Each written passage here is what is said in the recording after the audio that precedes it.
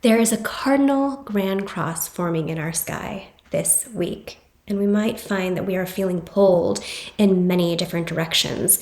There may be a sense of tension, of conflict. We might feel motivated. We might feel a dynamic sense of urgency to initiate something, and yet we are trying to hold disparate or conflicting desires. Remember last week when I said we should hold off on making those New Year's resolutions until after the first week of January?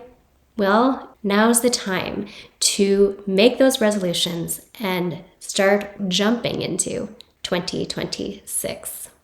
Hi friends, it's Emily with Emily T. Astrology, and I am your host for Hermes Speaks. This is your weekly astro check-in where we explore the current quality of time and bring in some additional mercurial insights through the written word and Bibliomancy. This week, Wednesday the 7th of January through Tuesday the 13th, we have a ton of transits taking place between planets in our cardinal signs. In Capricorn, we have 4 planets: Mercury, Venus, the Sun, and Mars. And Venus, Mars, and the Sun are all traveling very closely together, and some of those transits taking place this week will be conjunctions between these 3 planets. Across the way in the sky, we have Jupiter in Cancer, and Venus, Mars, and the Sun will be opposing Jupiter. And then in Aries, we have Chiron in the mix this week when it is square to those planets in Capricorn and Cancer. And then to top it all off, to round it all out, we have the moon traveling through Libra for part of this week, and she will form squares to the Capricorn planets and to Jupiter in Cancer, as well as an opposition to Chiron in Aries. So these are all of our cardinal or tropical signs: Aries, Cancer, Libra, and Capricorn. When we have planets in these signs forming squares and oppositions, this is when we have a large square or a grand cross in the sky. This is a dynamic configuration full of hard aspects that speak of choice points, of tension, of conflict, motivation, and dynamism. And this week feels powerful in that sense. Because all of these are our cardinal signs, they will fall in our charts in either all of our angular houses, our cadent houses, or our succedent houses. And so at the end of today's episode, I will be offering horoscopes for your modality, and that will include a pull from Bibliomancy and some reflection questions, so stay tuned for that. But first, let's dive in. What are we actually looking at here? Let's look at the particulars. So I'm just going to list off all of these transits here for you. I know that I said that we would begin with today, the 7th of January, but I would be remiss if I didn't mention the opening of this sequence of transits, and that was the conjunction of Venus to the Sun, the Venus Cazimi star point that took place yesterday on January 6th. Today, on the 7th, Venus conjoins Mars in Capricorn. Then tomorrow, the moon will move into Libra. By the 9th, we have the Sun conjoined to Mars and Venus opposing Jupiter. Now, the big day this week is the 10th of January. We have the Sun opposing Jupiter. We have Mars opposing Jupiter. We have the moon in Libra forming a square to Jupiter, Mars, and the Sun, and then a little later to Venus. And then the moon opposes Chiron in Aries. Moving into Sunday the 11th, Venus squares Chiron. On the 12th, the Sun squares Chiron. And by the 13th, Mars squares Chiron. So there you have it, right? The moon in Libra is completing this grand cross, and then the Capricorn planets, Venus, Mars, and the Sun, all forming oppositions to Jupiter and squares to Chiron in Aries. I mean, all of our cardinal signs are being lit up this week, right? So let's set the stage a little bit. These are all of our cardinal signs. These are the signs that initiate the seasons of the year. They are the hinge points, the turning points in the wheel of the year. They are initiatory.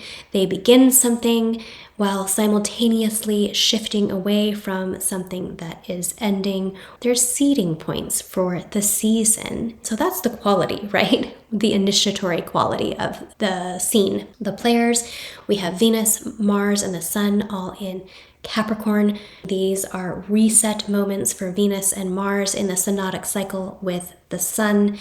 They are simultaneously ending the last cycle and the beginning of something new.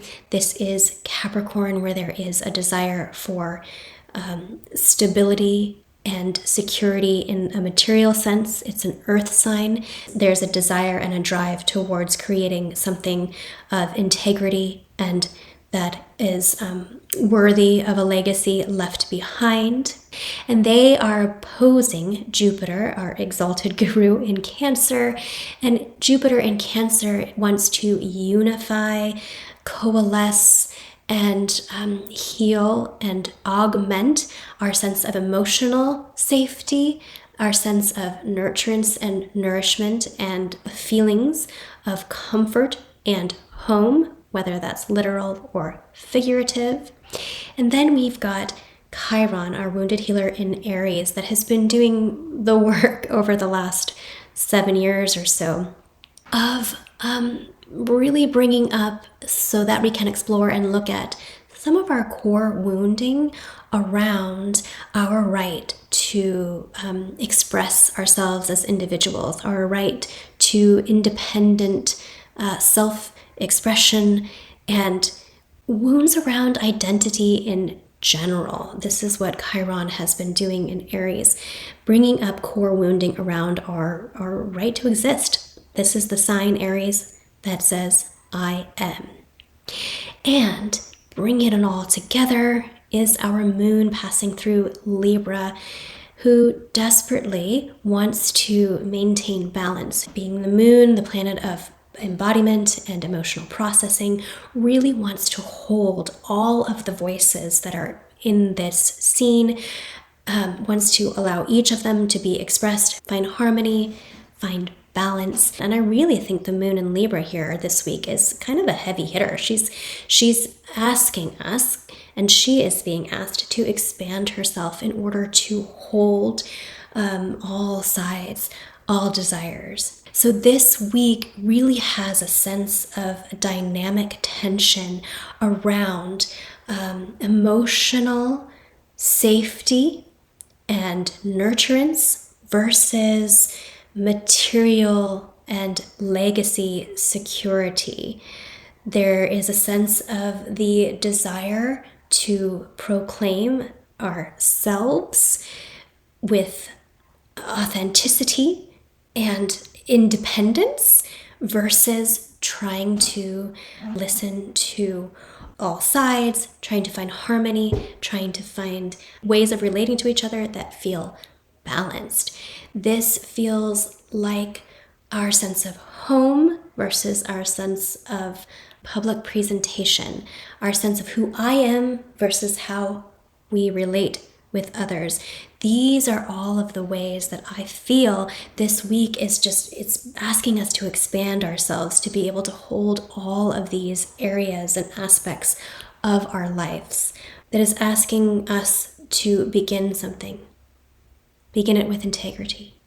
Begin it with a sense of emotional maturity, with a confident and healthy sense of our own individuation, with a recognition of the ways that we need other people and that we need to find balance and harmony in the ways that we relate with others, right? This is no small task. But if we are able to lean in to beginning something while holding all of these parts, holding the tension of all of these aspects of whatever the situation is, of our own psychology, of our circumstances, this is going to set us up I think, for some of the more dynamic astrology that is happening throughout 2026, right? Especially starting in February when we have the conjunction of Saturn and Neptune at the first degree of Aries, one of these cardinal signs. If now, this week, with all of this motivating activation in our cardinal signs, if we are able to approach whatever new thing is being seeded and started in our lives while holding the tension of all of these parts, all of these players and voices on the stage, we may be setting ourselves up for success come some of these more dramatic changes that are taking place, if the astrology is any indication, throughout the rest of 2026. So now we come to the part of the show where I bring in those mercurial messages from Mercury through the written word and bibliomancy to see what the oracle might like to add to our discussion. And if you're not familiar with bibliomancy, it is a divinatory craft just like the tarot or the I Ching, where you take a book, meditate, or reflect on a concept or a question, in this case the Cardinal Grand Cross, and then you open the book to a random page to see what the oracle would like to share with you. And I mean, I know I'm a little embarrassed. My little Pisces rising self is like, I can't believe I even chose this book, but it was like staring at me on a shelf and it felt appropriate. So here we are. This is it this week. Many of you will know this, The 7 Habits of Highly Effective People, Powerful Lessons in Personal Change by Stephen R. Covey. So I thought about this Grand Cross and all of our cardinal signs, and I opened the book and I read this. Taking a few minutes each morning to review your schedule can put you in touch with the value-based decisions you made as you organized the week, as well as unanticipated factors that may have come up. As you overview the day, you can see that your roles and goals provide a natural prioritization that grows out of your innate sense of balance. It is a softer, more right brain prioritization that ultimately comes out of your sense of personal mission. So we're building something, we're initiating, we're starting something this week, right? With all of this cardinal activation, the squares and the oppositions that are taking place between these planets are those aspects that are said to be dynamic, motivating, right? We need conflict in order to get things done. And this, to me, here feels very Capricornian. Okay, let's look at our schedule, let's look at our to-do list, let's prioritize. And also, there's something of the moon in Libra being brought in here as well. There's something of the listening to an innate sense of our values, listening to an innate desire for balance in how we prioritize things. That I think that this message is saying, in whichever way we are approaching the new this week, in whatever way we are feeling challenged to rise up to something, to meet something that we are feeling tasked with, in whichever way we are being asked to hold the potentially conflicting desires and impulses, if we rest within the recognition of our innate sense of values, a personal mission that feels true to not only our minds or our desires for personal material success, but also to our emotional balance and emotional sense of safety, our ways of relating to what actually is in our lives. This, to me, feels like it is saying, listen to your gut. Check in with your innate sense of values. Make sure that in the ways that you are prioritizing your life, your next steps forward, that the priorities that you are setting are in alignment with your values, your core principles of belief. And now that we've got some idea of how this might be feeling for all of us, let's take a look at how this might show up for you based on the modality of your rising sign in some brief horoscopes with a Bibliomancy pull for each modality. All of the signs that share a modality will fall in either your angular, cadent, or succedent houses. If you are an Aries, Cancer, Libra, or Capricorn, I mean, these are the signs we've been talking about this whole episode, right? These in your chart will be your angular houses, houses 1, 4, 7, and 10. These are the angles, the loudest houses in our charts in many ways. I always like to use the analogy, if you were to go to a party, maybe you just went to a New Year's party or something, right? And you meet someone new, probably within 10 to 20 minutes, you have found out their name. First house of self, personality, appearance, body, character development, right? So you will have found out their name. You most likely will have learned if they are partnered or single. That's the 7th house of significant partnerships and one-on-one primary relationships. You've probably asked them what they do for work, and that will be our 10th house of career, vocation, calling, public visibility, and reputation. And likely you have discovered, where they live. Are they the host's neighbor, or are they visiting from out of town, right? This would be the 4th house of home, family, roots, property, and private life. And so these are the 4 anchor points in many ways of our chart, the angular houses. And so for our rising signs that are cardinal, this is probably going to be the loudest or the most outwardly obvious in your lives this week. With that in mind, this could be showing up in all of those main areas of your life. What's going on for you with your sense of self, who you're becoming? What are you ending or beginning in your own life? How is that translating in your relationship? Is there tension in a relationship, a new relationship beginning, one ending? What's going on at home? Are you something shifting at home? Are you taking on a new job in the public sector? These main areas of life are all going to be the ones that will be expressing themselves, of course, dependent on your own chart and all your placements and all of that, right? But I decided to pull again from the 7 Habits of Highly Effective People for each of our modality horoscopes here. And for you cardinal signs, Aries, Cancer, Libra, and Capricorn, I opened the book and read this. It's a little bit of a longer one here, but you need the whole context. At one time, I worked with a group of people in the home improvement industry, representatives from 20 different organizations who met quarterly to share their numbers and problems in an uninhibited way. This was during a time of heavy recession, and the negative impact on this particular industry was even heavier than on the economy in general. These people were fairly discouraged as we began. The first day, our discussion question was, what's happening to us? Many things were happening. The environmental pressures were powerful. There was widespread unemployment, and many of these people were laying off friends just to maintain the viability of their enterprises. By the end of that day, everyone was feeling discouraged. The second day, we addressed the question, what's going to happen in the future?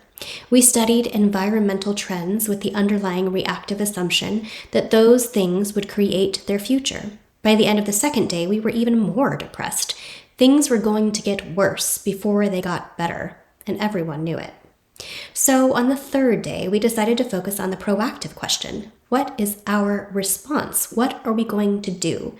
How can we exercise initiative in this situation? Good, right? In the morning, we talked about managing and reducing costs. In the afternoon, we discussed increasing market share. We brainstormed both areas, then concentrated on several very practical, very doable things. A new spirit of excitement, hope, and proactive awareness concluded the meetings. Okay, right? I knew I had to draw from this book. What this says to me for our cardinal signs out there is that, well, first, we have to listen to the oracle. Whatever it is that's coming up for you this week, There's that sentence, that line in there, things are going to get worse before they get better. So there might be a sense of things are going to get worse before it gets better. Okay, so forewarned is forearmed. But what I'm thinking here with this passage in particular is that when I'm feeling particularly anxious or dreading something, right? And, I've got a Virgo stellium, so I'm no stranger to anxiety. Sometimes if I just stop and name the pieces that are causing the anxiety, I say them out loud, I take an honest look at them, I say it to, a trusted loved one, some of that anxiety and dread dissipates a little bit. It becomes lessened. It becomes more manageable. And I'm thinking something in here for you, Cardinal Risings, that it's time to maybe take an honest, realistic look at whatever the situation is that's arising for you, whatever the goals are.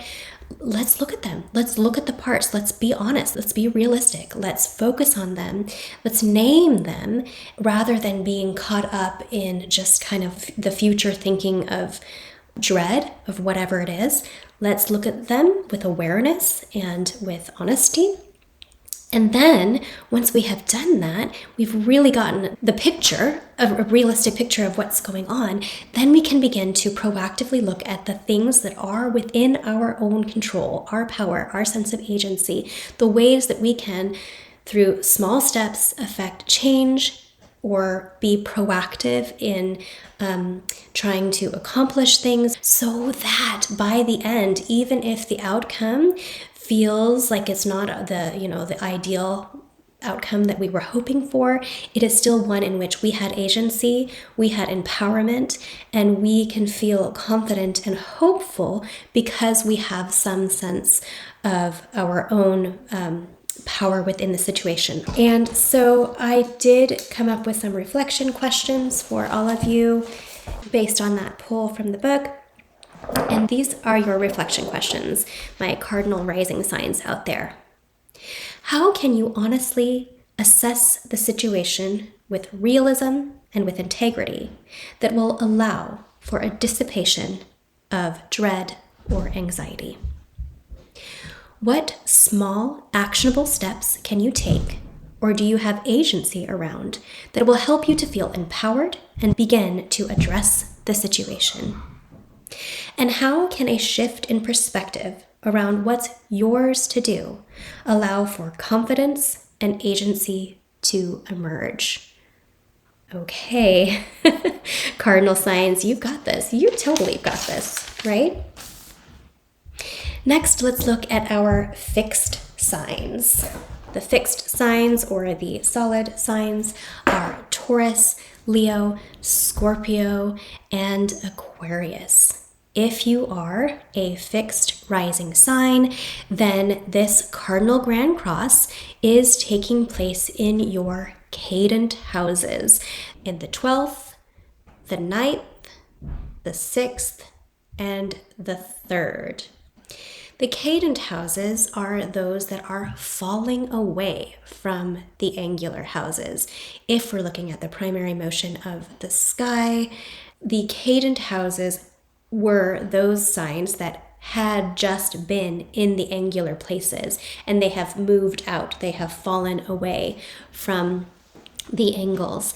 These are places of integration. These are places of psychological processing. In the 12th house, this is where we find isolation, the subconscious mind, the ways that we have subconscious conditioning and patterning that sometimes undermines us. This is also sometimes where we are undermined from unseen factors. This is our blind spots, right? This is retreat from the world, and it sometimes is a place of suffering, the 12th house, right? The 9th house is where we find our pursuit of truth with a capital T, our guiding life principles, the philosophies, dogmas, ideologies that guide us. This is where we find our mentors, our gurus, our sages. This is where we find long distance travel, our higher education, the higher mind. These are the experiences and the teachers that we have that help us to find our sense of truth and meaning. In the 6th house, this is where we have challenges through which we need to persevere. Sometimes we have accidents or misfortunes in this place. The 6th house is a place of effort and toil and self-sacrifice, hopefully, ideally, in the pursuit of some higher goal, meaning, or purpose. And then the 3rd house is where we have our beginner's mind, the way that we communicate. The 3rd is falling away from the 4th, right? It's moving out of the 4th place. And so it is a place of differentiation, how we differentiate ourselves from our family of origin, how we develop skills. It's our local environment, our siblings, our neighbors. This is a place of the mind. So these are the 4 areas of life that this Cardinal Grand Cross will be activating for our fixed rising signs. And for you, Taurus, Leo, Scorpio, and Aquarius, I opened the book and read this. In a flash of certainty, he wrote, I saw that if one's motives are wrong, nothing can be right. It makes no difference whether you are a mailman, a hairdresser, an insurance salesman, a housewife, whatever. As long as you feel you are serving others, you do the job well. When you are concerned only with helping yourself, you do it less well. A law as inexorable as gravity. All right, so I think that this is actually perfect for arcadent houses, right? This is asking us to really examine what are our motivations. What is motivating us? Especially with all of this cardinal activation, new beginnings, new initiations, things that we are working towards, trying to build, right? What is motivating us? And it's time for us to take a good hard look with honesty and integrity. We've got a lot of Capricorn here. A good hard look at what is motivating us. And this might be something that initially we feel a little defensive about, right? Because we all like to think that our motivations are pure, our motivations are selfless, right? But are they really? Are they really? And look, you know what? No judgment here. No judgment whatsoever. I'm certainly not the person to tell you what is the right motivation versus the wrong one. I just think that this is suggesting it's time to really look at those motivations and check in. Is this something that I want to do because I think it is aligned with my values, with my principles? We talked about that in the original poll for all of us, every rising sign. Are my values really guiding and motivating my actions, my choices, my new initiatives? Or is there something in there that is purely egoic? And again, I'm not here to judge because we need our egos. I'm not saying you can't have ego at all.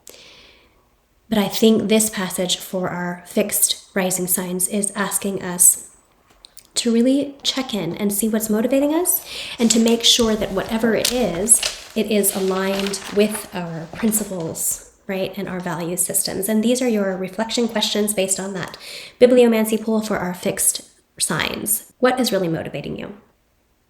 It's time for an honest examination of what is driving your actions and decisions. Yeah? What is beginning for you, changing or shifting in your beliefs, that is reordering your priorities or motivations? Do these shifts align with your values? Are the ways you are giving of yourself truly motivated by generosity and selflessness?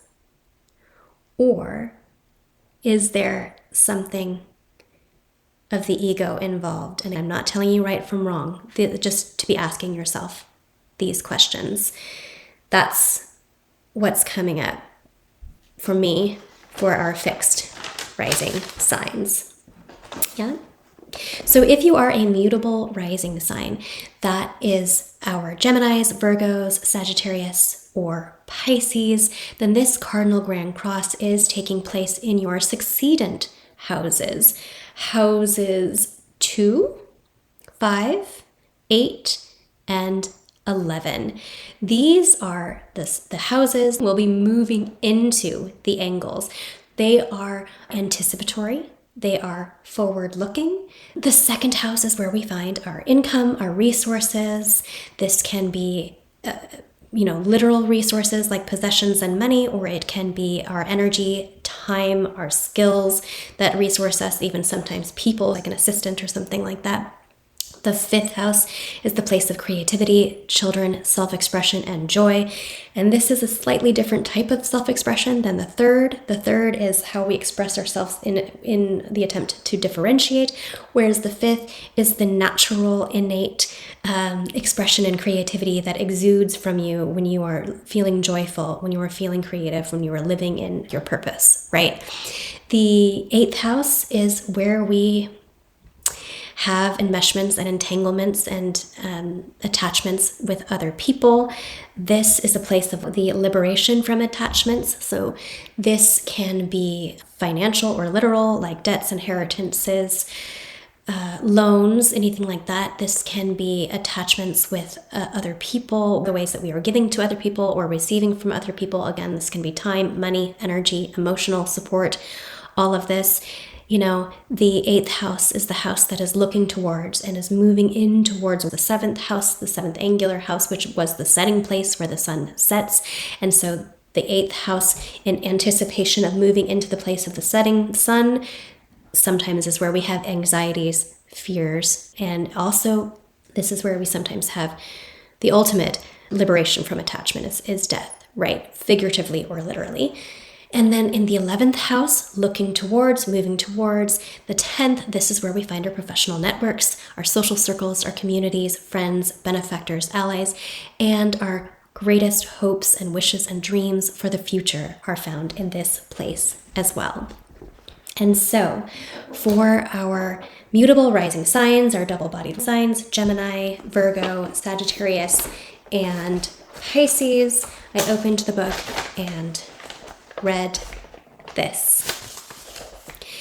A good affirmation has 5 basic ingredients.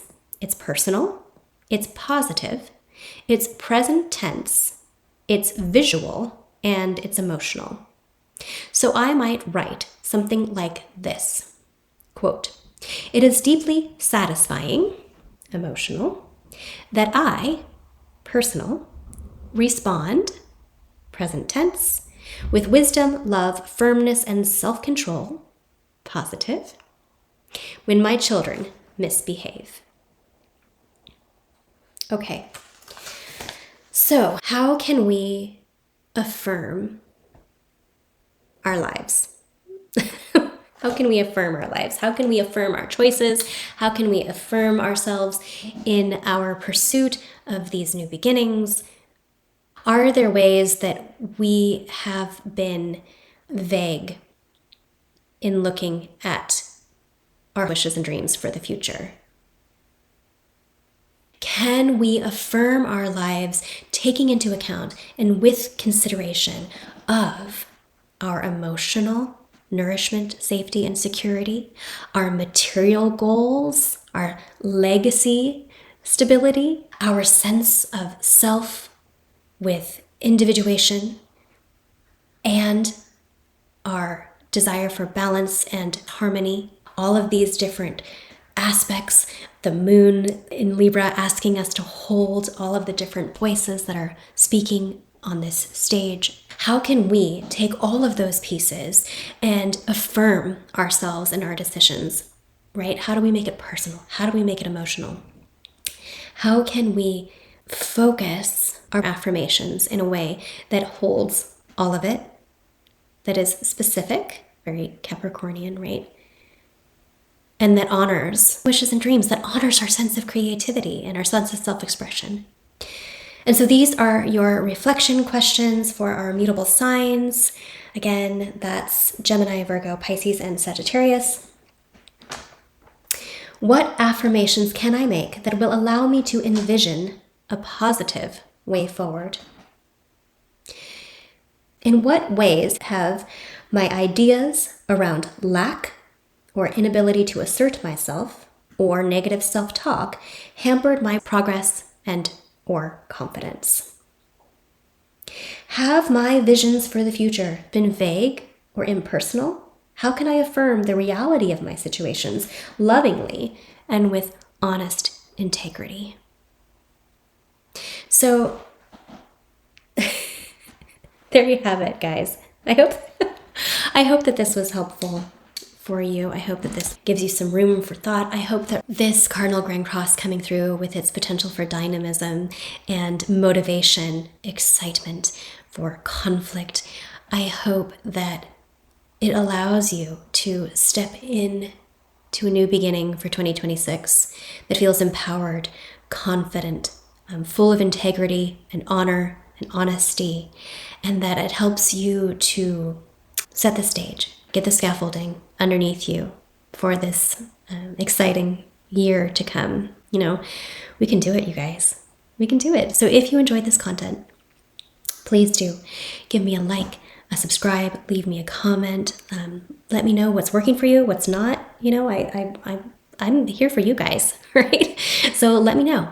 And the year is still very new. If you would like to have a look ahead reading with an astrologer, come see me. I would love to meet with you and dive into your personal astrology and what the year may hold for you. You can go to emilytotomer.com to book a reading with me. I will link that as well in the description of this video.